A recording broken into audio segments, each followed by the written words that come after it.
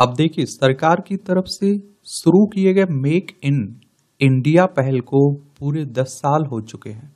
और जब भी सरकार की तरफ से इस तरह की पहल की जाती है, कोई कार्यक्रम चलाया जाता है, तो उसके बारे में जरूर एक सामान्य जानकारी अपने पास रखा करिएगा। इनसे आपके एग्जाम में हर साल क्वेश्चंस पूछे जाते हैं, चाहे आप लोग सिविल सर्विस एग्जाम की तैयारी कर रहे हो या फिर किसी स्टेट पीसीएस एग्जाम की तैयारी कर रहे हैं। और बहुत सारे आपके वनडे एग्जाम भी होते रहते हैं, उनमें भी क्वेश्चंस पूछे जाते हैं। और इसीलिए तो मैं कहता हूं कि आप लोग जिस भी एग्जाम की तैयारी करें, उसका पाठ्यक्रम यानी कि सिलेबस और पुराने क्वेश्चंस पेपर उठा के जरूर देख लिया करिएगा। तो आखिर ये मेक इन इंडिया पहल क्या है, इसके बारे में आप लोगों को मालूम होना चाहिए। मेड इन चाइना 2025 पहल क्या है, उस पर भी हम लोग बात करेंगे। मेक इन इंडिया को सक्षम बनाने के लिए उठाए गए प्रमुख कदम कौन कौन से हैं, सरकार की तरफ से कौन कौन से कदम उठाए गए, उस पर भी बात करेंगे। और जब कदम उठाए गए हैं तो इसकी मेक इन इंडिया के अंतर्गत कुछ उपलब्धियां भी होंगी, उन उपलब्धियों के बारे में भी हम लोग बात करेंगे। अब देखिए, उपलब्धियां होंगी तो नॉर्मल सी बात है कि कुछ चुनौतियां अभी भी बनी होंगी, तो उन चुनौतियों के बारे में भी आप लोगों को एक सामान्य जानकारी रखना चाहिए। क्या करना चाहिए? रखना चाहिए। तो मेक इन इंडिया के बारे में एक सामान्य जानकारी हम लोग देख लेते हैं, और अगर इससे क्वेश्चंस आपके एग्जाम में पूछा जाएगा तो आप लोग उसका जवाब भी दे पाएंगे। तो भारत को वैश्विक विनिर्माण केंद्र बनाने की दिशा में 25 सितंबर 2014 को शुरू की गई मेक इन इंडिया पहल का एक दशक पूरा हो चुका है। तो ये डेट जरूर आप लोग याद रखिएगा, 25 सितंबर 2014 को शुरू की गई थी ये मेक इन इंडिया पहल। क्या है? तो इस अभियान को निवेश को सुविधाजनक बनाने, नवाचार और कौशल विकास को बढ़ावा देने, बौद्धिक संपदा की रक्षा करने तथा सर्वश्रेष्ठ विनिर्माण बुनियादी ढांचे का निर्माण करने के लिए शुरू किया गया था। और इसके अगर उद्देश्य की बात करें तो विनिर्माण क्षेत्र की समृद्धि दर को बढ़ाकर 12 से 14% करना है, ये उद्देश्य है इसके 2022 तक। अब इसे संशोधित तिथि 25 कर दी गई।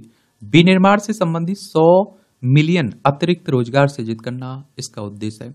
2025 तक सकल घरेलू उत्पाद में विनिर्माण क्षेत्र का योगदान बढ़ाकर 25% करना भी इसका उद्देश्य है। क्या है? उद्देश्य है। मेक इन इंडिया के स्तंभ क्या है? नई प्रक्रियाएं। इसके तहत व्यापार करने में सुलभता को उद्यमशीलता के लिए महत्वपूर्ण माने जाने के साथ स्टार्टअप्स और स्थापित उद्यमों के लिए कारोबारी माहौल में सुधार के उपायों को लागू किया गया है। नवीन बुनियादी ढांचा। तो सरकार ने विश्व स्तरीय बुनियादी ढांचा बनाने के लिए औद्योगिक गलियारों एवं स्मार्ट शहरों के विकास को प्राथमिकता दी है। इसके तहत सुव्यवस्थित पंजीकरण प्रणालियों और बेहतर बौद्धिक संपदा अधिकार संबंधी बुनियादी ढांचे के माध्यम से नवाचार और अनुसंधान को भी बढ़ावा दिया गया है। और नवीन क्षेत्र कौन से? रक्षा उत्पादन, बीमा, चिकित्सा उपकरण, विनिर्माण और रेलवे अवसंरचना सहित विभिन्न क्षेत्रों में प्रत्यक्ष विदेशी निवेश एफडीआई की सुविधा प्रदान की गई है। नई मानसिकता। इसके तहत सरकार ने नियामक के बजाय सुविधा प्रदाता की भूमिका निभाई तथा देश के आर्थिक विकास को गति देने के लिए उद्योगों के साथ साझेदारी को बढ़ावा दिया है। Make in India 2.0। वर्तमान में चल रहा मेक इन इंडिया 2.0 चरण, जिसमें 27 क्षेत्र शामिल हैं, और इस कार्यक्रम को आगे बढ़ाने के साथ वैश्विक विनिर्माण क्षेत्र में एक प्रमुख पहलू के रूप में भारत की भूमिका को मजबूत कर रहा है। मेड इन इंडिया चाइना 2025 क्या है? इस पहल का उद्देश्य चीन की अर्थव्यवस्था को कम लागत वाले विनिर्माण आधार से उच्च मूल्य वाले उत्पादों और सेवाओं के उत्पादक के रूप में परिवर्तित करना है। और इस योजना के लक्ष्य इस तरह हैं। घरेलू स्तर पर प्राप्त मुख्य सामग्रियों की हिस्सेदारी को वर्ष 2020 से 40% 2020 के 40% से बढ़ाकर वर्ष 2025 में 70% करना है। सेमीकंडक्टर, एरोस्पेस और रोबोटिक्स सहित 10 प्रमुख क्षेत्रों में तकनीकी सफलता हासिल करना है। ऊर्जा एवं संसाधनों के उपभोग को कम करना है और विश्व स्तर पर प्रतिस्पर्धी फार्मों और औद्योगिक केंद्रों का विकास करना भी इसका लक्ष्य है, उद्देश्य है। अब देखिए, मेक इन इंडिया को सक्षम बनाने के लिए सरकार की तरफ से कौन कौन से कदम उठाए गए, इन कदमों के बारे में याद रखिएगा। एक आप लोगों ने पीएलआई योजना के बारे में सुना होगा, उत्पादन से जुड़ी हुई प्रोत्साहन योजना है। पीएलआई योजनाओं का उद्देश्य 14 प्रमुख क्षेत्रों को कवर करके घरेलू विनिर्माण तथा निर्यात को बढ़ावा देना है। जुलाई 2024 तक प्रगति। तो कुल निवेश 1.23 लाख करोड़ रुपए तक पहुंचने के साथ लगभग 8 लाख रोजगार सृजित हुए हैं। 8 लाख। पीएम गति शक्ति। तो इसे वर्ष 2025 तक 5 ट्रिलियन अमेरिकी डॉलर की अर्थव्यवस्था प्राप्त करने के उद्देश्य से शुरू किया गया था। यह पहल आर्थिक विकास को बढ़ावा देने के लिए मल्टी मॉडल और अंतिम मील कनेक्टिविटी बुनियादी ढांचे की स्थापना पर केंद्रित है। यह पहल 7 प्राथमिक चालकों पर आधारित है: रेलवे, सड़क, बंदरगाह, जलमार्ग, हवाई अड्डे, जन परिवहन और रसद अवसंरचना। सेमीकंडक्टर इकोसिस्टम विकास। एक स्थायी सेमीकंडक्टर और डिस्प्ले इकोसिस्टम विकसित करने के लिए 2021 में सेमीकॉन इंडिया कार्यक्रम को मंजूरी दी गई थी। राष्ट्रीय लॉजिस्टिक्स नीति NLP इसे उन्नत प्रौद्योगिकी, बेहतर प्रक्रियाओं और कुशल जनशक्ति के माध्यम से भारत के लॉजिस्टिक्स क्षेत्र को बढ़ावा देने हेतु शुरू किया गया था।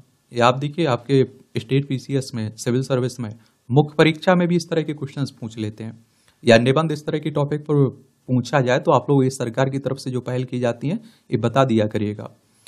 इसके लक्ष्य में लॉजिस्टिक्स लागत को कम करना, भारत की लॉजिस्टिक्स प्रदर्शन सूचकांक रैंकिंग को वर्ष 2030 तक शीर्ष 25 में लाना तथा डेटा संचालित निर्णय समर्थन प्रणाली विकसित करना है।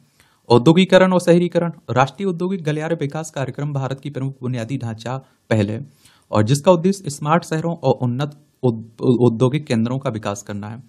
स्टार्टअप इंडिया इसे उद्यमियों को समर्थन देने, एक मजबूत स्टार्टअप पारिस्थितिकी तंत्र निर्मित करने और भारत को रोजगार चाहने वालों के बजाय रोजगार सृजक देश में बदलने हेतु शुरू किया गया था। सितंबर 2024 तक भारत में वैश्विक स्तर पर तीसरा सबसे बड़ा स्टार्टअप इकोसिस्टम है, जिसमें आप देखिए 1,48,931 है। ये आप देखिए DPIIT द्वारा मान्यता प्राप्त स्टार्टअप हैं, जिनके माध्यम से 15.5 लाख से अधिक प्रत्यक्ष रोजगार सृजित हुए हैं। कर सुधार। तो वस्तु सेवा कर, ये 2017 में आया था ना। भारत की कर प्रणाली में एक महत्वपूर्ण सुधार है। एकीकृत भुगतान इंटरफेस UPI की वैश्विक स्तर पर रियल टाइम भुगतान में 40% की हिस्सेदारी है, जो डिजिटल वित्त में इसकी प्रमुख भूमिकाओं पर प्रकाश डालता है। अप्रैल से जुलाई 2024 तक UPI द्वारा लगभग 81 लाख करोड़ रुपए के लेन देन की सुविधा प्रदान की गई, जो इसके बढ़ते उपभोक्ता विश्वास का परिचायक है। अब देखिए, मेक इन इंडिया के अंतर्गत प्रमुख उपलब्धियां क्या रही हैं, इन उपलब्धियों को नोट कर लीजिए। टीकाकरण की वैश्विक आपूर्ति। भारत ने स्वदेशी टीकों की मदद से रिकॉर्ड कोविड-19 टीकाकरण कवरेज हासिल करने के साथ विश्व स्तर पर लगभग 60% टीकों की आपूर्ति करके एक अग्रणी निर्यातक की भूमिका निभाई है। और देखिए, निर्यातक कहने का मतलब होता है आप कुछ बेच रहे हैं, आयात का मतलब होता है कुछ खरीद रहे हैं। वंदे भारत रेलगाड़ियां। तो भारत की पहली स्वदेशी सेमी हाई स्पीड रेलगाड़ी है, जो मेक इन इंडिया पहल का उदाहरण है। और वर्तमान में 102 सेवाएं, 51 रेलगाड़ियां कनेक्टिविटी को बढ़ाने के साथ रेल प्रौद्योगिकी में प्रगति को प्रदर्शित कर रही है। रक्षा उत्पादन की उपलब्धियां। भारत की पहले घरेलू स्तर पर निर्मित विमान वाहक पोत INS विक्रांत का जलावतरण रक्षा में आत्मनिर्भरता की दिशा में प्रगति का प्रतीक है। और 2023-24 में रक्षा उत्पादन 1.27 लाख करोड़ रुपए तक पहुंचने के साथ 90 से अधिक देशों को निर्यात किया गया है। हम लोग 90 से अधिक देशों को बेच रहे हैं। इलेक्ट्रॉनिक्स क्षेत्र में समृद्धि। तो भारत का इलेक्ट्रॉनिक्स क्षेत्र वित्त वर्ष 23 तक 155 बिलियन अमेरिकी डॉलर तक विस्तारित हो गया है, जिसका उत्पादन वित्त वर्ष 17 से लगभग दोगुना हो गया है। और इस उत्पादन में मोबाइल फोन का योगदान 43%, जिसके साथ भारत वैश्विक स्तर पर दूसरा सबसे बड़ा मोबाइल निर्माता बन गया है। अगर हम लोग निर्यात की बात करें तो व्यापारिक वस्तुएं, वित्त वर्ष 2023-24 में इनका निर्यात 437.06 बिलियन अमेरिकी डॉलर तक पहुंच गया है। रक्षा क्षेत्र हेतु जूते, मेड इन बिहार जूते रूसी सेना में शामिल किए गए हैं।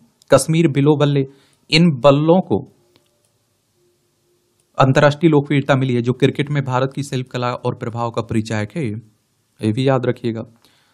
अंतर्राष्ट्रीय स्तर पर अमूल का विस्तार। अमूल ने अमेरिका में अपने डेयरी उत्पाद लॉन्च किए हैं, जो भारतीय डेयरी के वैश्विक महत्व को रेखांकित करते हैं। क्या करते हैं? रेखांकित करते हैं। वस्त्र उद्योग रोजगार। वस्त्र क्षेत्र से लगभग 14.5 करोड़ रोजगार सृजित हुए हैं।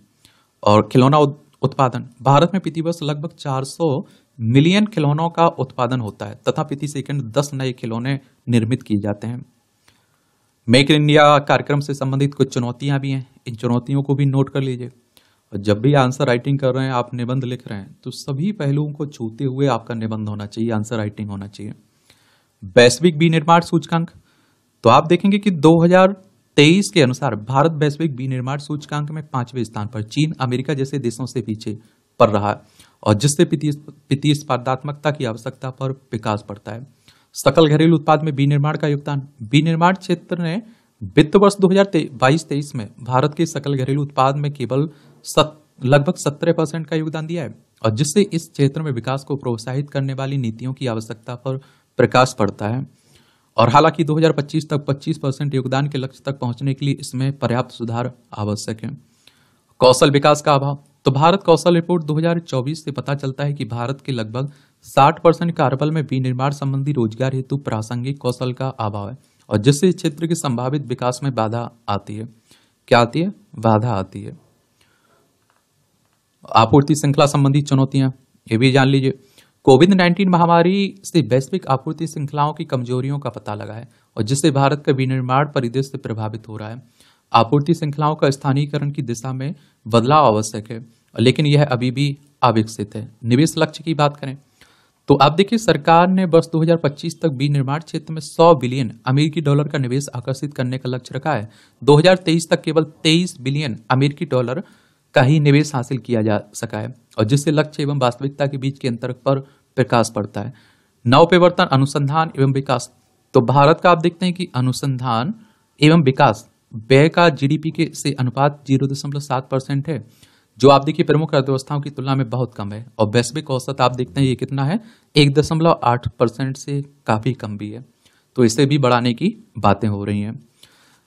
कुछ इसमें सुधार अपनी तरफ से सुझाव भी आप लोग बता सकते हैं कि विनियमनों को सरल बनाना चाहिए, और आप देखते हैं कि बुनियादी ढांचे में निवेश करने की जरूरत है। कौशल विकास कार्यक्रम को बढ़ाने की जरूरत है। अनुसंधान एवं विकास में निवेश को प्रोत्साहित, इसमें कुछ खर्च बढ़ाने की जरूरत है। स्थानीय आपूर्ति श्रृंखलाओं को बढ़ावा देने की भी जरूरत है, और विदेशों के साथ व्यापार संबंधों को बढ़ाने की भी जरूरत है।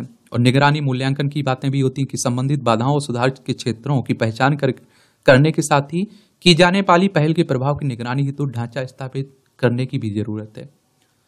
तो एक ओवरव्यू जरूर रखा करिएगा। अब आपका कोई सवाल हो, मेरे लिए सुझाव हो, तो आप लोग बता सकते हैं। मेरी तरफ से शुभकामनाएं हैं। बाकी आप लोग पढ़ते रहिए, एंजॉय करते रहिए, ईमानदारी से पढ़िए, अपना 100% दीजिए। इतना तो आप भी जानते हैं कि ईमानदारी से 100% देंगे तो 100% पॉजिटिव रिजल्ट भी आएगा, इसमें कोई दो राय नहीं होनी चाहिए। धन्यवाद।